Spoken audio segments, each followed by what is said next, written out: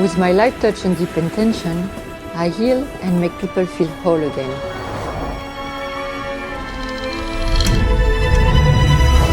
I receive thousands of people from all over the world who are struggling with deep wounds, visible and invisible, physically but also emotionally.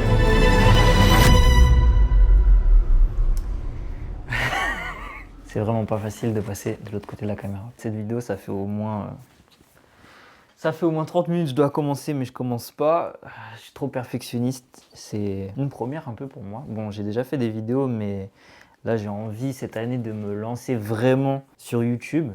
C'est une phrase certainement que je vais regretter. Cette année, ça fait 10 ans que je me suis lancé professionnellement dans la vidéo et que je vis de mon activité. Je pense que c'est pour ça que là, on est le 9 janvier, il est 21h30 et je me dis, c'est parti en fait. On va passer de l'autre côté de la caméra pour une fois. Je pense que cette partie, je vais la mettre à la fin de la vidéo parce que quand vous avez cliqué sur cette vidéo, vous êtes venu pour quelque chose de précis. Et là, ce que je suis en train de raconter, ça ne vous intéresse pas. Donc, on va directement passer à ce qui vous intéresse. Et pour ceux qui veulent en apprendre un peu plus sur moi, comprendre un peu plus la vision de cette chaîne, on se donne rendez-vous à ce timecode.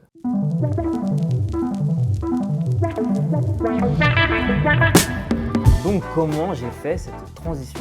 Je prends mes notes, sinon à minuit on n'a pas fini. J'espère que ça se voit pas, c'est génial. Technologia. Comment j'ai fait cette transition entre Paris et New York? L'année dernière, en mars 2025, on a tourné un docu-série sur Delphine. Delphine Brain, c'est une experte du microblading et une spécialiste dans tout ce qui est beauté réparatrice. Delphine, elle a un parcours incroyable, elle a commencé en France et en fait, elle a immigré aux États-Unis, ça fait maintenant 14 ans qu'elle est là-bas et qu'elle est américaine. Et aujourd'hui, elle accompagne des centaines et des centaines d'hommes, de femmes qui souffrent de maladies, troubles, que ce soit psychiques ou physiques. Et donc l'année dernière, on a fait donc ces 2 épisodes d'environ 30 minutes chacun pour parler de 2 femmes, 2 patientes qu'elle a eues qui se battent contre le cancer et qu'elle a aidé donc dans leur combat, que ce soit humainement, mais notamment au travers le microblading pour reconstruire là où les cils étaient tombés. Bref, ça c'était pour le contexte. Mais maintenant, l'extrait que vous venez de voir, c'est donc le trailer de ce docu-série. Et donc dans ce trailer, après avoir expliqué la condition de ces patientes, ce qu'elles traversent et comment Delphine les aide, on a une toute petite séquence recentrée sur le parcours de Delphine. Et on doit très rapidement comprendre qu'elle a commencé en France et qu'aujourd'hui elle est aux États-Unis. Et donc l'enjeu pour moi, ça va être que le spectateur ne soit pas perdu lorsque je raconte cette histoire. En quelques secondes, on doit comprendre cette idée et donc il me faut quelque chose de visuellement marquant. Le premier voyage, New York-Paris, plutôt facile. Elle va juste monter dans le métro new-yorkais et descendre du métro parisien. Ça y est, on est à Paris. Et maintenant, pour le trajet retour Paris-New York, je voulais faire quelque chose d'un peu plus challengeant et surtout de plus iconique, de plus fort. Parce que c'est un point culminant dans ma vidéo. C'est pour ça que j'ai pensé à utiliser ce monument iconique qui représente si bien les liens entre la France et les États-Unis, à savoir la Statue de la Liberté. Sur le tournage, pas à New York, mais à Paris cette fois, je demande à Delphine, alors qu'on est sur le pont de Birakem, de tourner son regard vers la Statue de la Liberté, la réplique évidemment, celle qui se trouve sur la pointe de l'île aux Cygnes. Mais malheureusement, le soleil se couche, comme vous voyez sur les images, c'est la fin de journée, et malheureusement, je n'aurai pas le temps d'aller faire un plan d'ensemble où on voit correctement la Statue de la Liberté, enfin la réplique de la Statue de la Liberté. Mais c'est pas grave, j'ai ma petite idée en tête. Au montage, je vais donc sur Artlist et je télécharge 2 stock shots. Un avec la réplique de la Statue de la Liberté et la Tour Eiffel en fond, pour qu'on capte bien qu'il s'agit de celle qui est à Paris. Et un deuxième stock shot, celui à New York, où l'on peut voir la Statue de la Liberté avec en arrière-plan l'île de Manhattan. J'ajuste la colorimétrie parce que comme vous l'avez vu, à Paris, quand elle est sur le pont, c'est un coucher de soleil. Et à New York, quand elle fait son jogging, c'est un lever de soleil. Dans les 2 cas, c'est la golden hour. Et mes stock shots, ils n'ont pas été filmés visiblement au même moment de la journée. Bref, j'ajuste la colorimétrie pour donner cette petite teinte lumière basse orangée. Au départ, je vais simplement faire transiter un plan à l'autre avec un fondu. Et une fois que je suis satisfait de ma continuité entre les 2 plans, je fais une capture d'écran sur la fin de mon plan parisien. Ce sera donc le début de ma transition. Et une capture d'écran sur le début de mon plan new-yorkais. Ce sera donc la fin de ma transition. J'importe maintenant ces 2 captures d'écran dans Artlist, dans la section AI vidéo. Et j'utilise l'outil Kling O1 Video Model. J'importe mon image de début et mon image de fin. Je rédige mon prompt en anglais en lui expliquant les mouvements de caméra et le contexte de ma vidéo. Et pof, je vais pas vous mentir, quand le résultat sort, je suis bluffé. Honnêtement, hein, à la base, j'avais pas prévu de faire une transition IA parce que j'étais sceptique du résultat. Et quand j'ai fait ça et que j'ai vu que c'était genre parfait en fait, genre strike du premier coup en plus. Là, j'étais vraiment conquis. Directement, j'upscale en 4K pour avoir une meilleure qualité. Maintenant, il faut que je mette ma transition entre mes deux plans. Le petit hic, on va quand même sentir le moment où tu passes de la fin de mon plan IA à mon vrai stock shot. Donc pour camoufler ça, je vais utiliser un flair. Ça accentuera le côté cinématique du moment, mais surtout, ça me permet de venir camoufler un petit peu les raccords. Parce que si vous voyez bien, les détails du plan IA ne sont pas aussi précis qu'un vrai plan filmé en 4K. Ça se voit notamment au niveau de l'eau, au niveau des buildings, etc. Donc je mets pile à cette jointure un petit flair lumineux pour pouvoir faire la blague, et vous-même je pense que vous n'avez pas remarqué. Pour une meilleure immersion, quelque chose de plus crédible, de plus naturel, je rajoute des effets sonores, des SFX. Comme vous le savez, ces deux villes, elles ont une signature sonore très particulière. Le fait de passer d'une ambiance sonore parisienne à une ambiance sonore new-yorkaise, pareil, ça aide le spectateur à comprendre, à lire cette transition, à lire ce qu'il y a à l'image. Ça paraît encore plus logique dans sa tête et il est encore moins perdu. Et évidemment, j'ajoute aussi des petits effets sonores, de whoosh, crédibiliser ce mouvement brutal de caméra, cette transition, et donner cet effet waouh, cet effet impressionnant.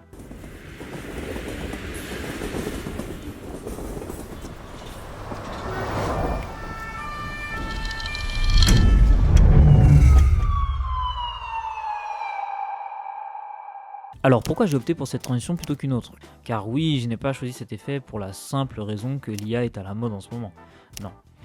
J'aime toujours dire que la meilleure transition, c'est pas de transition. Ce qui est un peu faux car le cut, c'est une transition à part entière. C'est juste que c'est la plus basique et commune d'entre elles. Il n'y aura pas plus instantané et radical qu'un cut. Après avoir vu un cut entre deux plans, le spectateur l'interprétera naturellement comme ce que l'on me montre maintenant se passe au même moment, ou bien une fraction de seconde plus tard. En tout cas, c'est la suite logique de ce que je viens de voir. C'est pour ça que c'est très utile par exemple dans un montage parallèle. Le fondu enchaîné maintenant, lui, à l'inverse, il adoucit le passage d'un plan à l'autre. Et il laisse donc sous-entendre que entre ces deux actions, le temps s'est écoulé, qu'on nous a éclipsé des minutes, des jours, même parfois des années. Enfin, la dernière mention honorable, ce serait la transition que j'appellerais tout bêtement la carte. Une démonstration presque éducative sur la notion du voyage, qui a pour but, je pense, de donner une petite touche d'aventure avec ce côté quête du héros, carte au trésor, etc. Mais pourquoi ai-je donc préféré choisir cette transition de morphing? Car je ne voulais pas que l'on pense que ces deux scènes se passent au même moment, avec un cut. Delphine n'opère pas en France et aux États-Unis, mais elle est bien basée à New York. Donc on doit comprendre que c'est une avancée dans son parcours. La France, c'est derrière elle.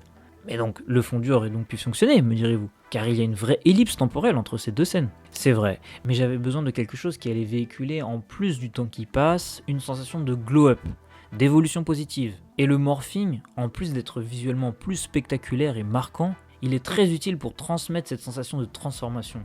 Le ressenti, c'est donc, on passe du jardin d'enfants avec cette petite reproduction parisienne à la cour des grands avec la vraie statue de la liberté, triomphante devant l'ampleur de Manhattan en arrière-plan. On passe de l'ancien monde au nouveau. C'est l'Amérique, l'échelle est tout autre. La statue qui était grande à Paris est maintenant petite à New York devant ce gigantisme américain. On comprend donc que le personnage de Delphine voit les choses en grand et sa carrière a pris un tout autre niveau. Pour l'anecdote, j'ai découvert cette technique de morphing pour la première fois dans les années 2000 après mon premier visionnage du Seigneur des Anneaux, les 2 tours, quand Gandalf libère Théoden de l'emprise de Saruman. Pour ceux qui ont la ref, quelle scène! J'avais tellement été bluffé que j'avais demandé à mon père de me transformer en Legolas avec un logiciel sur son iBook. Je sais pas si vous vous rappelez de l'ancêtre du MacBook Pro. J'appelais ça le Mac coquillage. Bref, et la transition carte sinon, trop lent, trop vieillot, c'était peut-être captivant pour l'époque, mais aujourd'hui, ça fait vraiment ringard quoi. Dans une émission documentaire à la limite, mais vraiment pas approprié pour ici. Ça nous sortirait du trailer. Il y a encore des centaines de choses passionnantes à dire sur les transitions. Si vous avez envie qu'on en parle, ou même d'autres sujets, n'hésitez vraiment pas à le dire en commentaire, ça fera l'objet des futures vidéos de la chaîne. Et voilà comment vous pouvez aujourd'hui réaliser un effet hollywoodien sans un budget hollywoodien. Franchement, après il faut une petite licence artiste, mais franchement, si c'est pour faire un seul effet, c'est pas rentable, ça devient cher. Mais si c'est pour quelque chose qui va pimenter vos réalisations tout au long de l'année. Si vous vivez de la vidéo, je ne jure pas que par l'IA, je suis même très réfractaire. Il y a beaucoup de choses sur lesquelles je ne surfe pas en termes d'IA, mais je dois reconnaître que sur certains aspects, l'IA est vraiment intéressant. Je suis pro manuel, pro homemade.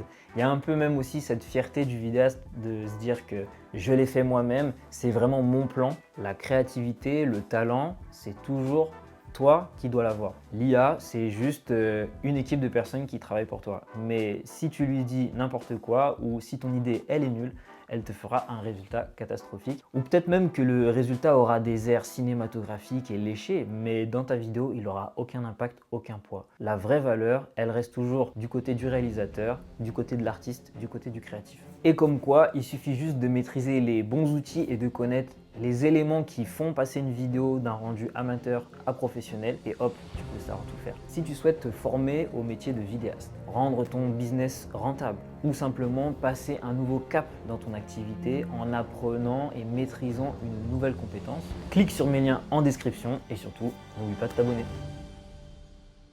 On vérifie qu'on s'entend toujours bien. Non, en fait, ça fait tellement longtemps qu'on me dit de faire une chaîne YouTube et de faire plus que de la création de contenu. Et en vérité, j'ai toujours voulu le faire parce que j'aime trop transmettre, j'aime trop... Faut savoir, pour moi, la vidéo, c'est une passion avant d'être un travail. Et du coup, quand j'arrive à faire des choses en vidéo, je suis tout enthousiaste en fait. Dès que je découvre une nouvelle chose, dès que j'arrive à faire une nouvelle chose, je suis tout excité et j'ai envie en fait de partager aux gens parce que je trouve ça magique en fait. J'ai toujours du coup voulu dans un coin de ma tête faire une chaîne YouTube de vidéos, mais j'ai jamais fait. Pourquoi? Parce que j'ai une activité qui est déjà rémunératrice et qui me laisse peu de temps, qui me laisse vraiment peu de temps pour me lancer dans autre chose qui, on le sait tous au départ, quand tu te lances sur YouTube, c'est du pur bénévolat.